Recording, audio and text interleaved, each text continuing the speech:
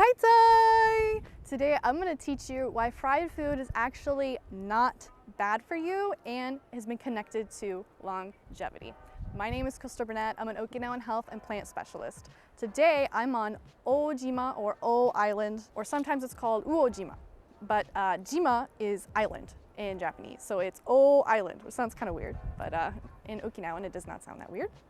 And today you can see behind me it is beautiful. The scenery is absolutely gorgeous. I mean, as always, when it's sunny in Okinawa, it's absolutely beautiful. We got the ocean, it is sparkling. We are on this small island. Okinawa is a small island to start with. This is even smaller. Took me about 5 minutes to drive around it. But people live on this island. Okinawans live on this island. And I am here for a reason today. Today, I'm going to show you something that is very cool and special about this island specifically. It is famous for its tempura. Now I think you know what tempura is. It is fried food. Now yes, Haitai is all about longevity and health, and you might be thinking, fried food, that's not very healthy. Why are you showing this to me today? That's actually not the case. Okinawans live a long time, and part of that reason was due to tempura. I have an online course where I interview a famous, she's on Netflix, she's got this beautiful red kitchen. She's a professional Okinawan food chef. She makes food for people that have diabetes, are on dialysis, all these kind of health conditions. She makes bentos, she makes lunches specifically for them, for their symptoms, to heal them. And I asked her about tempura, because I said, hey, can you make me a dish? She'll give me like a famous Okinawan dish and we're gonna show it to the world. And what she made was tempura. And I was like, hey, wait a second, like fried food, how's fried food working in this longevity thing here? And she told me, やっぱり昔って食べるものがないので、油もやっぱり全部悪いではなくて、その量が少し食べ過ぎなければ体には元気になるっていう意味もあるんですよ。元気になる。はい。そうなんですよ。だから今は食べ物が溢れてるので、揚げ物は悪いって思ってるけど。Now, of course, eat it in moderation is the point. But to sum that all up, Okinawans ate fried food. I'm going to show it to you. It is not made with what you think it is, though.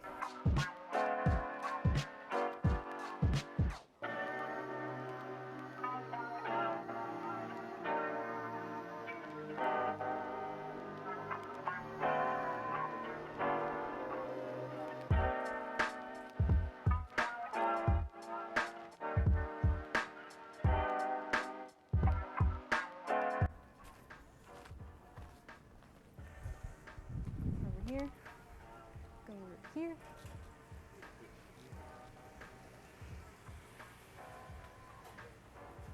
All right, so this is actually how you order. All right. Let's see, what should we get? All right, let's get 2 Mozuku. Tauni, 1, 2. Oh, here's pictures. Screw. Emo. 2. We got Asa. When we get them, yeah. Yeah. What do you want though?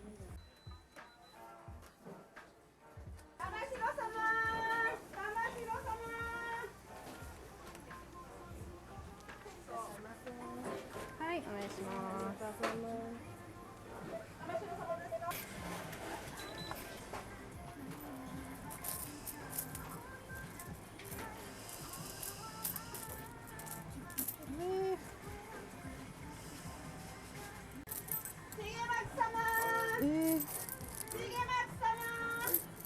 Whatかな?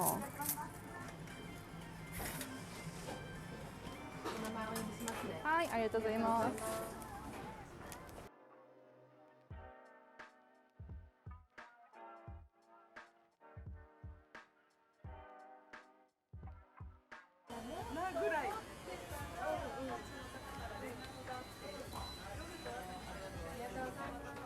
ありがとうございます。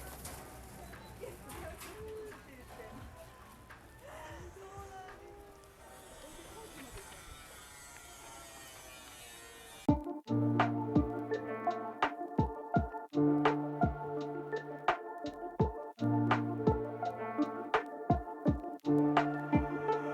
right, so I got my variety of tempura right here. Ordered a bunch of different types. I'm in front of the beautiful ocean, which is literally right across the street from this tempura place. Like, you couldn't pick a better place to eat on a nice afternoon. So the first one I'm gonna show is my favorites. So this right here is Mozuku, which if you watch my videos, I've been talking about it multiple times. This is Mozuku seaweed. Now, what is important about Mozuku seaweed? It has fukoidan in it, which is my favorite components that you can put into a food, a supplement, whatever. You can learn more about fukoidan in my other video. But for now, what I'm doing is talking about Mozuku seaweed tempura. So you got tempura, you think it's not that good, but you're eating with Mozuku seaweed, like, that's pretty healthy. You're still getting the health benefits and it tastes good.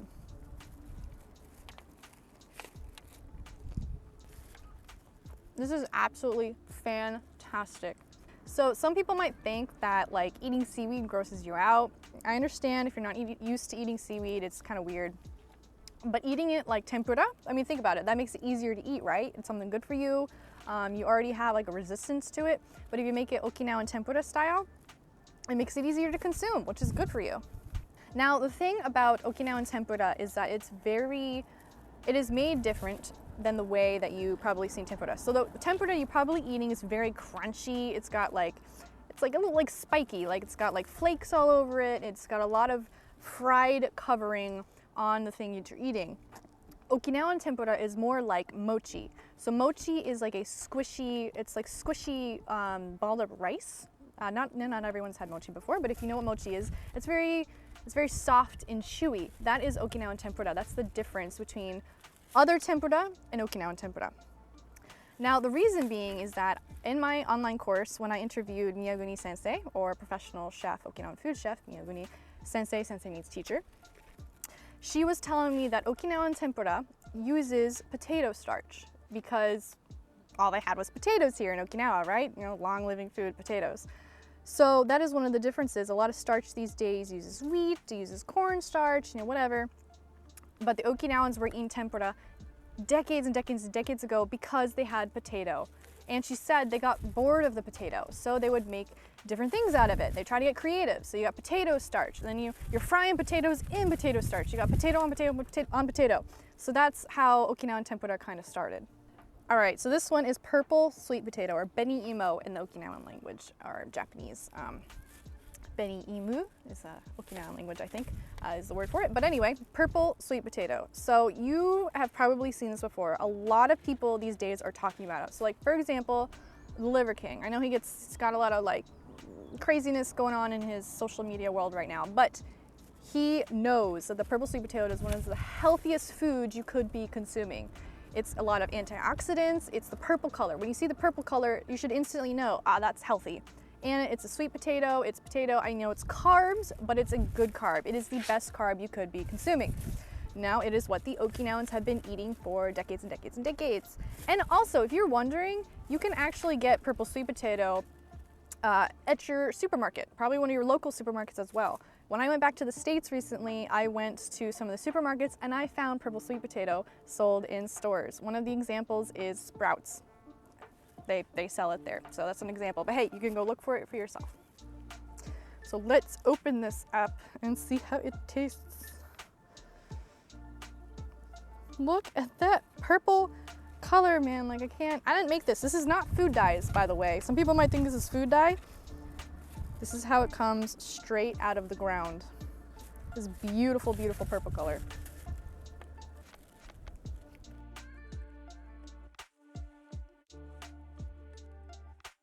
It's in the name. It's purple sweet potato, so it's sweet. So you're not like suffering. It doesn't taste bad. Oh, it's good for you, but it's not gonna taste great.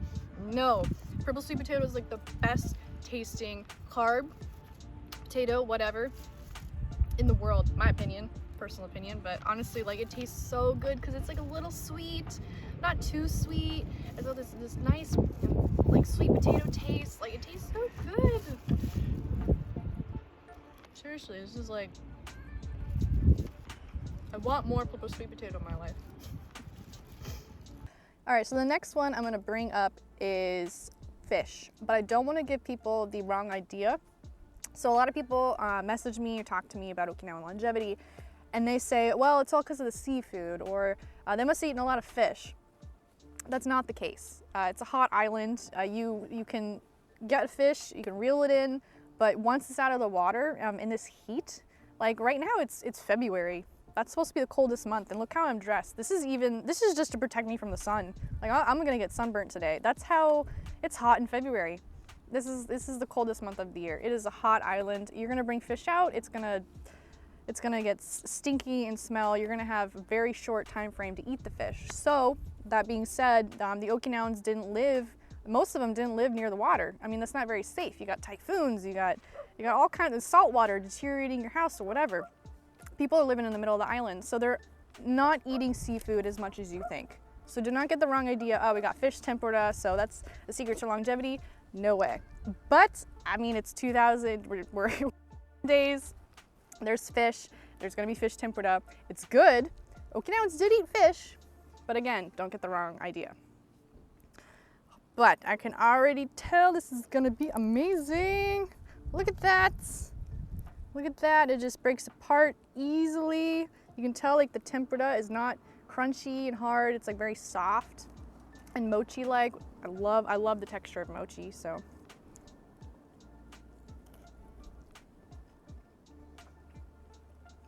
This is so good.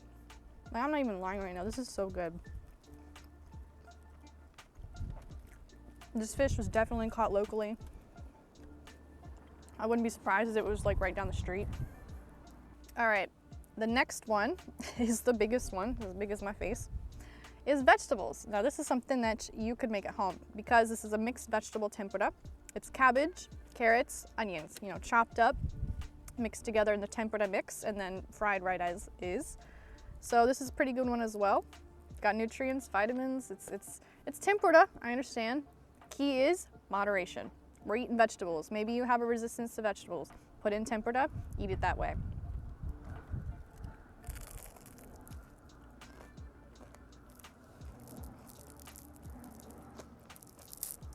Oh, on the other side broke off.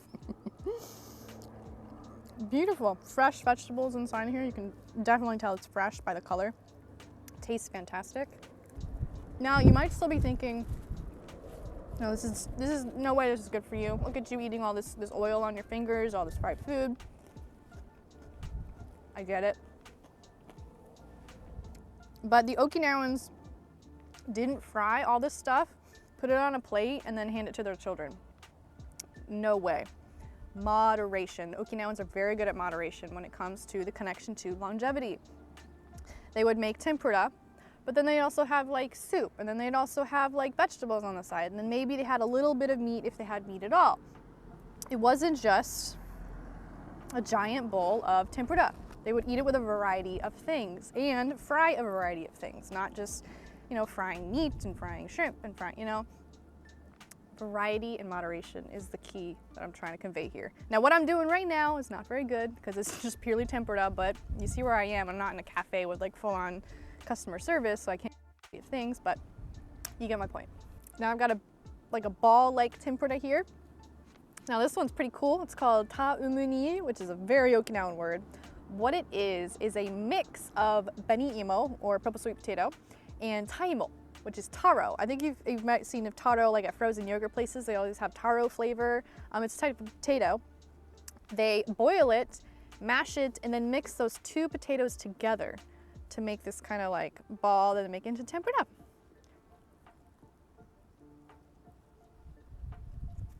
So I couldn't rip that apart. I had to bite it. Now, if you can see here, it's like purple spots and then like gray. Because taimo or taro, it's like a grayish color, doesn't really have much of a color to it. And then purple sweet potato is purple. So that's why you see the gray with the purple spots right here, because it's the two potatoes mixed together, because they both taste really good on their own.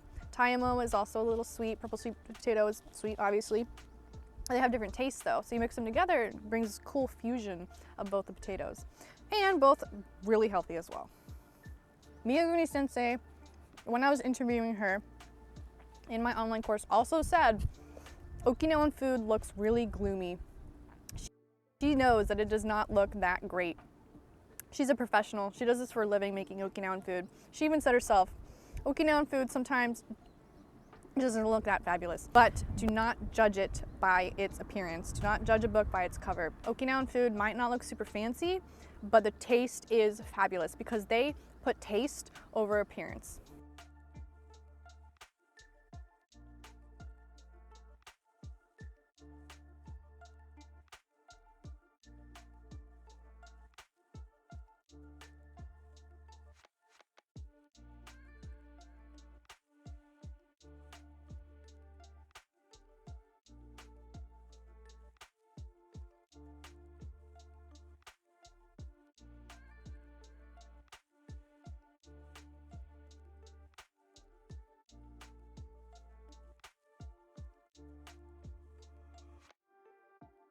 大城さんですね。よろしくお願いします。ご出身はどちらですか？大島です。地元です、ね。ここですか？はい。じゃあ生まれ育ちも大島ですか？はい。すごい。何歳か聞いていいですか？69歳です。今はね、もう長寿といっても沖縄はもうなかなか長寿はもう日本でももう下がってますよ。だいぶ。下がってますね。もう天ぷらとか食べ過ぎてるし、もうあまり健康的なものを食べないですね。食事の方がね、だいぶ変わってますね。じゃああれもう今は何を育てるんですか？今は養殖っていう技術で、そういうアーサのりも作ってるけど、昔はもうこういうないからもうそのまま自然のところ取って食べて。So what they're doing over there with the pole sticking out is growing asa, the Okinawan seaweed, which is also, we have tempura asa today as well. そうそう、天ぷらも。はい。天ぷらもありましたね。Right, very authentic. 今日は何をしてますか？私今土木の作業なんですよ。で今日休みだからちょっと貝取ろうかなと思って来たけどいない。ないじゃあ沖縄の長寿のことと、内縄口とか、こういうのもちょっと少しずつなくなってるんですけど。だいぶなくなってますよ。うちらまではみんな沖縄の方言で喋ってましたけど、自分らのも子供からは方言なんかはもう聞くのはできても喋るのはなかなかですよ。食べ物とかも長寿の、長生きすることはどうですかね。やっぱりもういろんな食べ物が入ってきてますからね。そういうせいもあるんじゃないですか。前はもうみんな自分たちで作って食べて、今はもうね簡単なハンバーグでなんだろうもいろんなすぐパッと炒めて電子レンジでもう食べ物があるから、そういうのもあるんじゃないですか。自然物がもう少なくなってますよ。そうですよね。だいぶね、また農薬さね、野菜でも前農薬なんか使わないですよ。虫が食べたものもそのままもう見た目は悪いですけど、そのまま虫取って洗って食べてる。じゃあ農薬使わなくて、いやもう農薬はもう使わないでしょ、前は。うちらの頃。毎日どういうものをよく食べてるんですか、大城さんは。大体もう野菜類ですよ。自分で食べるものはちょっとずつ作ってるから。沖縄の野菜ですかね。そうですよ。長命草とか半玉とか。そうそう、長命草半玉とか。そういうのを食べてます。縁葉とか。そういうのは食べてますよ。よかったですね、まだ食べてるからもう。そうですね。いやもうそういうあれは自分で取って食べるようにしてるんですよ。健康のそう今言うように昔からのあれだから。そういうのを取って食べてます。じゃあ最後の質問なんですけど、今の若者に何かアドバイスとかありますかね。こういう健康のことでもいいし。好き嫌いなくていろんな食べた方が一番のあれでしょうね。もう今の子供たちはもう贅沢ですよ。うちらの頃は果物なんてもう半分どころじゃなくてもう3分の1、4分の1ぐらい切ってしか食べなかったでしょ。今1個あげても食べないのに。好き嫌いが多くて、うちも自分でバナナ作ってるんですけど、孫たちなんてもう食べないですよ。取ってきても。皆さん何を食べてるんですか？だからもうお菓子類とかそんなもんじゃない。またいろんなの買って食べられる果物、変な果物あるから。ありがとうございます。ありがとうございます。That was awesome! We found an actual Okinawan. His name's Oshiro-san. Very common last name in Okinawa. He said he's 69 years old. He's from Ojima, Island, the place we're at today. This was not planned, by the way. He drove in the shot, actually. We were like, what is this old guy doing? But then we saw him. He was actually like working out here. Thought I'd give it a chance and ask him some questions, and he gave some great advice. So just talked to Oshiro-san, awesome Okinawan guy, and he told me that this is actually asa fields, a place where you grow asa. What is asa? As you can see, it is a green seaweed. Okinawans do eat this. It is very good for you, but looking at it, it doesn't look that appetizing. I'm not gonna fluff it and act like it's the greatest looking thing in the world because I think you should be eating it. I do think you should be eating it, but I know how it looks. It looks kind of weird. We got, asa like falling on rocks here. It's in the ropes. But I mean, asa tastes good. It tastes good. They wouldn't eat it if it didn't taste good. But what I do have is asa tempura. So again, if you think that, like, I'm not gonna try that, just try the tempura first. Like, it's tempura, it's gonna taste amazing. Now, you look at it, I guarantee you those people over there come over here, pick up this could be their field for all I know. Pick this asa, bring it back, and then just put it in the deep fryer. Fresh and absolutely great for you. And look at this is the biggest tempura out of all of the tempuras that I've been given. Like, this is the size of my face, or bigger. This is huge. And it's shaped like a heart, kind of, or is that just me? Human heart. It's true, it does look like a human heart. All right. So it's very thin, so that was like a very anticlimactic breaking of tempura, but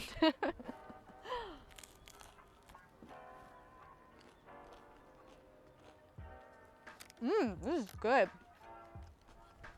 It's like a little salty because of the seaweed from the sea, but it's different from the sweet potato one or the potatoes because those are sweet. This is like a salty one. This tastes good, and it doesn't taste like the ocean.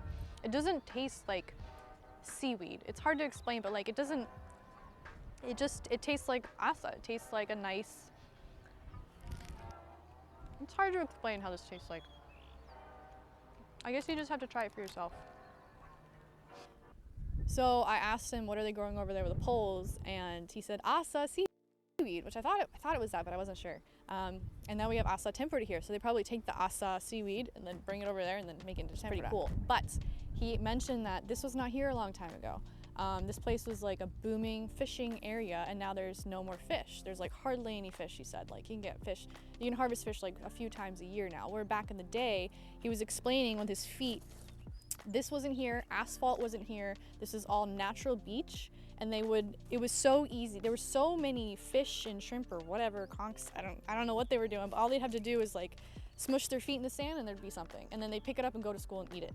Like, that was their food for school that day. That's how like booming this area was, and now there's like nothing. And he was just saying, like, the shellfish he was trying to find aren't here, there's not a lot of fish, there's all this asphalt, there's like, it's not like it was back in the day. And he was also mentioning about how there's just too much food, which is what other people I've interviewed before have said before as well. Like, what is the problem? People have too many options that they're not picking the right things. He said, like, his grandchildren, like back in the day when he was a kid, he would get like a fourth. Like, if you give the child a food, you get like a fourth, like a piece of it, and that's all you could get. Nowadays, you can give the whole banana to a child. A whole banana, something that was luxury back in the day, is not luxury now. He would only get a fourth of banana. His grandchildren get a whole banana, and they refuse to eat it. That's one of the problems he was mentioning, is that, like, there's too much luxury today. And because of that, there's something happening where it's actually our downfall.